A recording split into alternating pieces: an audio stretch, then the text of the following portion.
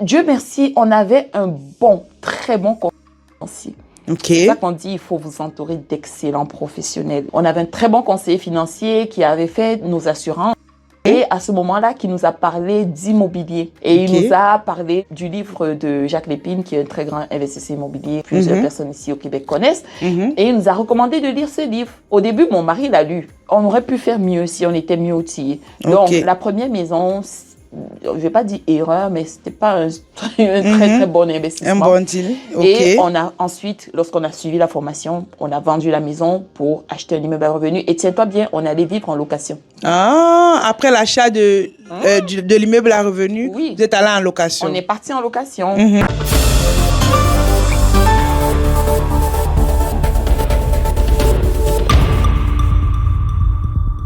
Bonjour à tous, bienvenue dans notre émission Leader Inspirant. Aujourd'hui, nous avons une invitée de qualité qui va nous parler de finances, qui va nous parler d'immobilier. Si c'est quelque chose qui t'intéresse, abonne-toi et suis la vidéo jusqu'à la fin. Je crois que tu vas beaucoup apprendre. Et en 2027, tu seras une personne très riche. Oui, parce qu'ici, aujourd'hui, on parle d'argent. Madame Christelle, bienvenue dans la chaîne Leader Inspirant. Merci Anastasie, merci beaucoup pour l'invitation. Alors, bonjour à tous ceux qui nous suivent. Je trouve ici ton décor magnifique. Merci. Vous devriez venir à son bureau. Vous allez être bien accueillis. En tout cas, qui est-ce que je suis? Je porte plusieurs casquettes. De façon professionnelle, je suis une courtière hypothécaire, experte dans le financement immobilier. Et donc, j'aide les personnes au quotidien à pouvoir réaliser leur projet immobilier, que ce soit au résidentiel ou au commercial. Je suis également coach immobilier. C'est une casquette que plusieurs personnes ne savent pas, mais j'ai des formations et j'ai des accompagnements dans l'investissement immobilier que je réserve à certaines personnes très spécifiques. Donc, tout ça vient en fait du fait que j'ai un parcours très analytique. J'ai fait mon baccalauréat en actuariat. Ensuite, j'ai eu un MBA en gestion des entreprises, concentration finance, et tout ça m'aide aujourd'hui à pouvoir être efficace dans mon travail de courtière hypothécaire. Et ça, c'est du point de vue professionnel. Sinon, on sait que la vraie vie, c'est à la maison. Je suis une épouse et une maman de 4 magnifiques enfants. Wow, je t'admire beaucoup déjà parce que être cette femme d'affaires et à côté, on a une famille qu'on gère, c'est extraordinaire. Vraiment, félicitations. Merci. Wow. Toi aussi, d'ailleurs, tu es une maman de plusieurs.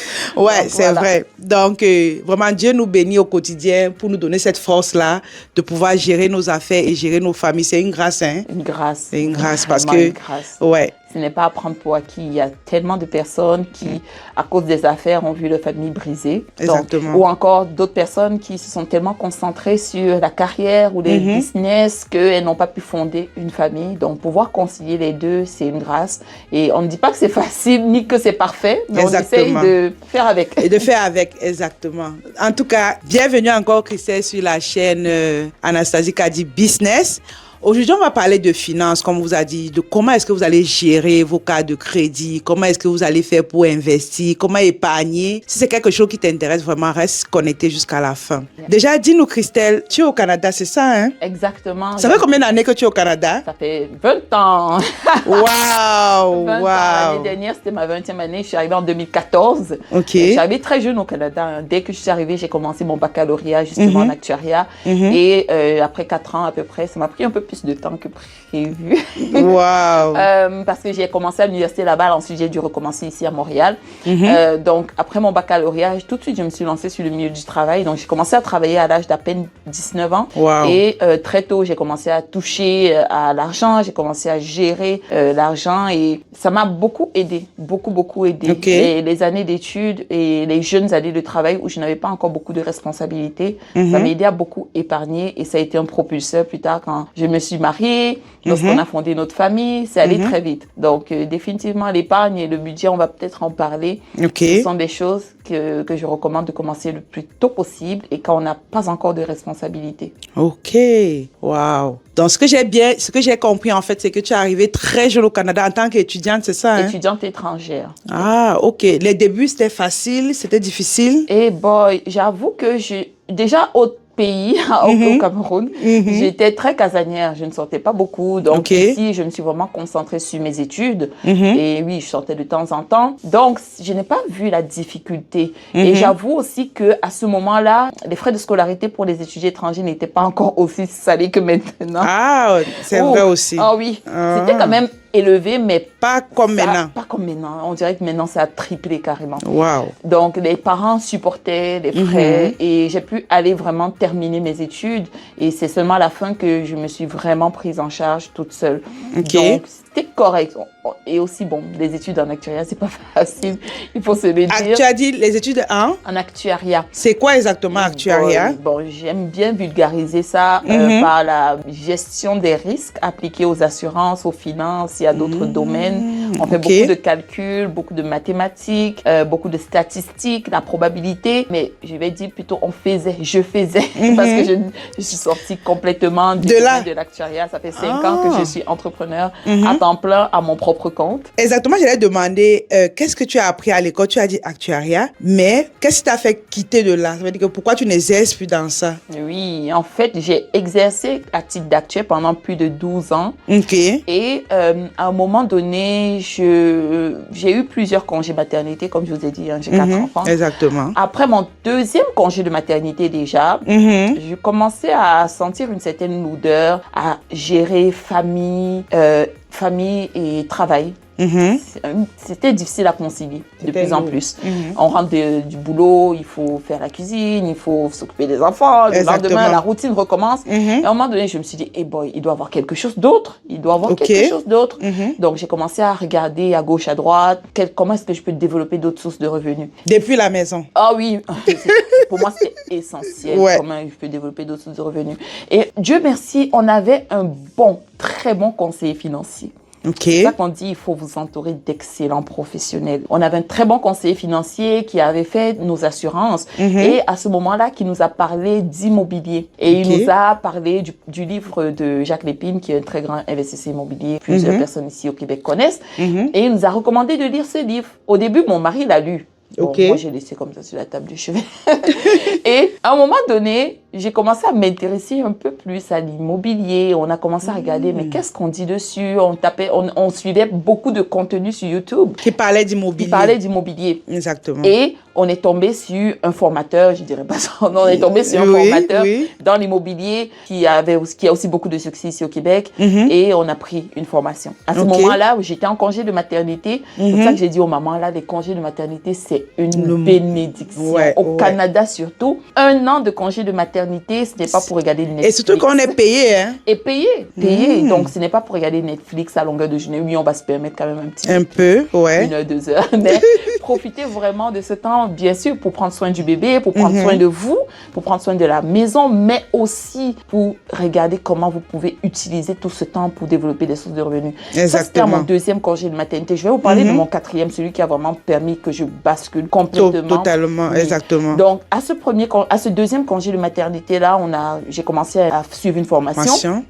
Et je partais à la formation avec mon bébé. Ah, c'était en présentiel? En présentiel, oui. À ce moment-là, c'était avant le Covid, donc des trucs en virtuel, là, on n'était pas encore trop dedans. J'allais à la formation avec mon bébé, j'étais la seule dans la formation avec son bébé. En fait, j'étais la seule africaine, la seule noire africaine. Qui plus est, je portais mon bébé pendant la formation et parfois il pleurait. Attendez, je l'allaitais. Ah, en plein sol? Oh oui, je l'allaitais. À la façon, à l'africaine là. Mon petit cache là, je l'allaitais. Mais il fallait que je suive la formation. Mon mari ne pouvait pas parce qu'il était beaucoup dans le travail. Exactement. Et je me suis dit, on était 2 Africains, moi et j'ai suivi cette formation. Quelques mois plus tard, on a acheté notre premier investissement immobilier. Avant ça, on était déjà propriétaire d'une maison. Et là, on a acheté un premier immeuble à revenus. Et ça m'a donné la piqûre. C'est quand tu investis dans l'immobilier et que tu vois que bon, c'est faisable, c'est rentable.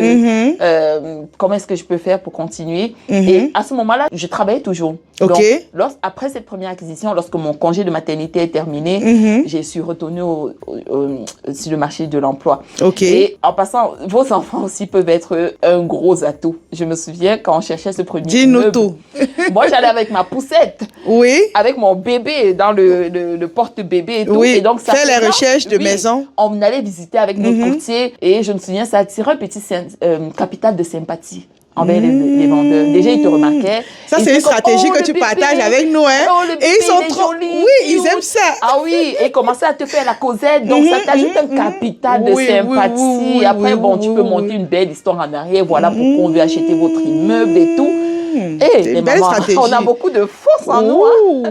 Donc, ça veut dire que si tu as un bébé et que tu cherches une maison, vas-y avec le bébé. Ouais, avec le bébé. En fait, si tu as un bébé et que tu veux te lancer dans l'entrepreneuriat, plusieurs personnes vont voir ça comme un frein.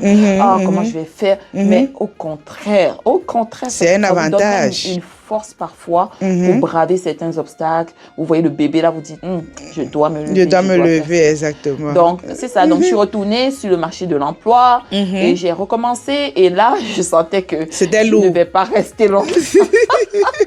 Je sentais que le compte à rebours avait commencé. Et ça, c'est le chemin de la destinée. Hein. Yeah. Quand tu n'es pas sur le chemin de ta destinée, c'est lourd. C'est lourd. Et pourtant, juste te dire, quelques années avant, je dis souvent ça à la blague.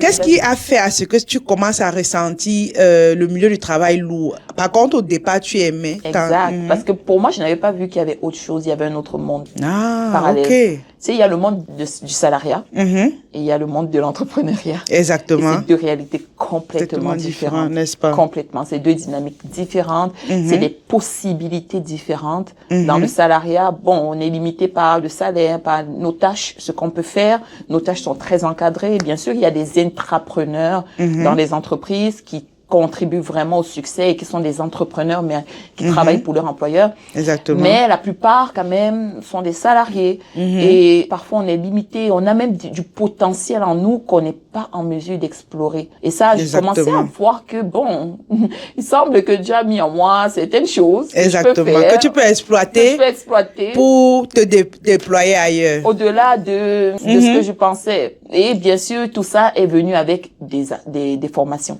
OK. Bien sûr. Ça, c'est l'incontournable. C'est l'incontournable. Exactement. Par rapport à ce que tu viens de dire, j'ai retenu une chose, c'est que la première fois, tu as acheté ta maison principale et par la suite, tu as acheté un bien à revenu. Ça, c'est deux éléments différents. Est-ce que tu peux un peu donner la différence entre les deux et pourquoi? Parce que j'entends souvent aussi que il faut commencer à acheter sa maison, la maison à revenu avant d'acheter sa maison principale. C'est vrai, je t'ai posé deux questions. J'espère que tu as retenu. Donc, vas-y, dis-nous déjà de ton côté, pourquoi est-ce que tu as commencé par la maison principale avant la maison à revenu? En fait, quand j'ai commencé par notre maison, je ne connaissais pas l'investissement immobilier. Ce n'était pas par... Ouais, j'ai fait comme tout le monde, comme monsieur et madame tout le monde. Et on a revendu la maison 5 ans, je crois, 5 ans plus tard, parce qu'on a acheté en 2014, on a revendu en 2019. On a revendu 5 ans plus tard, pratiquement à perte. À perte. On avait mal acheté cette maison-là. On avait acheté sans accompagnement d'un courtier immobilier. OK. On ne savait pas trop qu'est-ce qui a fait à ce que tu commences à ressentir le milieu du travail? On l'avait acheté un peu trop cher. Par contre, au départ, tu aimais. Rénovation. Il y avait des vices cachés. Il y avait quand même quelques problèmes. Bien sûr, on a eu beaucoup de joie, de rire et d'amour. C'est là où nos 2 premiers enfants sont nés. OK. Mais on aurait pu faire mieux si on était mieux outillés. Donc, la première maison, je vais pas dire erreur, mais c'était pas un très bon investissement. Un bon deal. OK. Et on a ensuite, lorsqu'on a suivi la formation, on a vendu la maison pour acheter un immeuble à revenu. Et tiens-toi bien, on allait vivre en location. Après l'achat de l'immeuble à revenu, vous êtes allé en location. On est parti en location. Et là, vous vendez votre maison pour retourner en location, mais en fait, c'était une période stratégie. Magnifique. C'est une stratégie? C'est concours de circonstances. On voyait que la maison ne prenait pas beaucoup de valeur. Donc, on s'est dit, au lieu de la garder, on la vend. C'est vrai que si on était aussi très bien outillé encore, on aurait pu la laisser en location, mais ce n'était pas suffisamment rentable, ça ne se serait pas payé. Bref, on s'en est débarrassé et on est parti en location. Qu'est-ce que ça a permis de faire? Ça a permis d'épargner vraiment beaucoup, parce que en location, je te donne des chiffres par exemple, on payait un loyer d'à peine $900.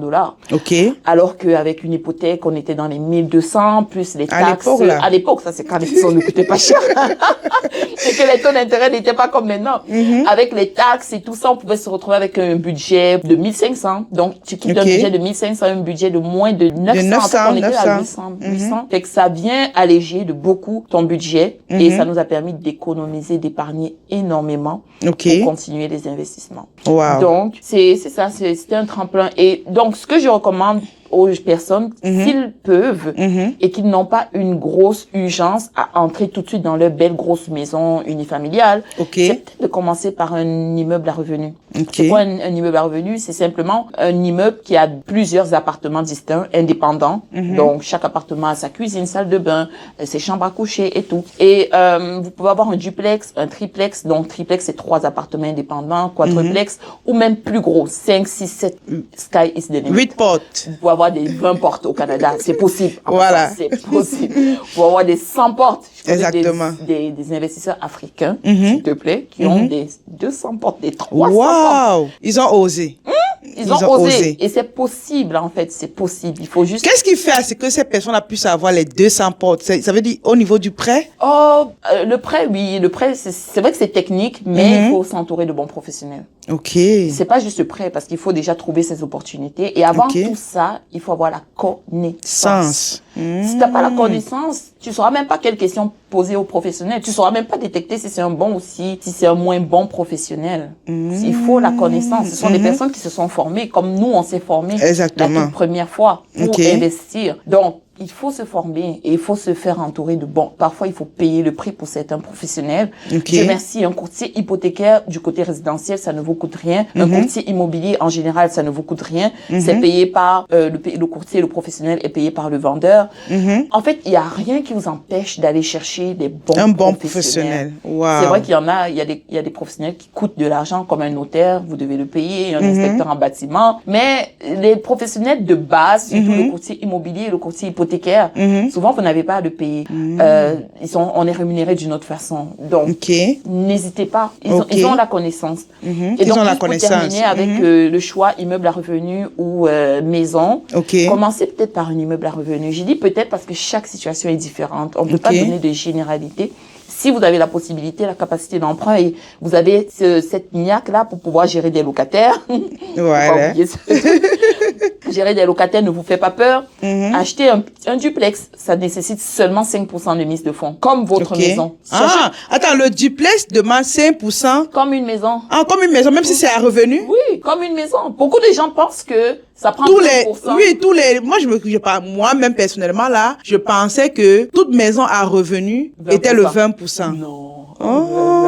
Dans le duplex, les 2 portes là, 5%. Comme si tu achetais ton condo, comme si tu achetais ta maison. Non, mais... Et un triplex. Les amis, abonnez-vous, parce que c'est comme je nous dis là. Moi, je n'étais pas au courant, quoi. C'est ça. Wow. Et un triplex, et je vais faire une petite parenthèse. Pas pour faire la pub, mais je donne beaucoup ce genre d'informations sur ma chaîne YouTube. Donc, vous allez chercher mon nom, vous allez trouver. Christelle. Ce sont des petites informations. On ne sait pas. Et un triplex ou quadruplex, c'est 10% de mise de fonds. 10%? Oui. Donc, ce n'est pas tout qui est 20. Si tu vas habiter, je mets juste ce petit bémol. Si tu vas habiter, c'est 5% ou 10%, le minimum. Tu peux mettre plus si tu veux. Si tu ne vas pas habiter, c'est là où ça tombe à 20%. OK. Mais j'ai des personnes que j'ai financées, des duplex, des triplex. Oui, même s'ils n'ont pas habité. Plusieurs même. Ils n'ont pas habité, mais... En fait, ils avaient l'intention d'habiter qu'on a acheté. Oui. Après, il s'est passé des choses et ils n'ont pas habité. Ils n'ont pas habité, mais ils sont restés à 5%. Ils ont acheté à 5%. En tout cas, vous avez compris. C'est pas tout qu'on dit là. Mais vous avez compris qu'on achète à 5%, mais après, vous pouvez comme aller faire louer et puis c'est vraiment une très belle... C'est pas moi qui ai dit que vous pouvez aller faire louer. Vous avez compris. En tout cas, si tu es une personne intelligente, une personne qui comprend, tu comprendras le sens de ce que Christelle est en train de dire. C'est vraiment une belle information. J'espère que vous apprenez bien. Si c'est le cas, mettez un mot pour Christelle dans les commentaires avant qu'on continue. OK? Allez-y.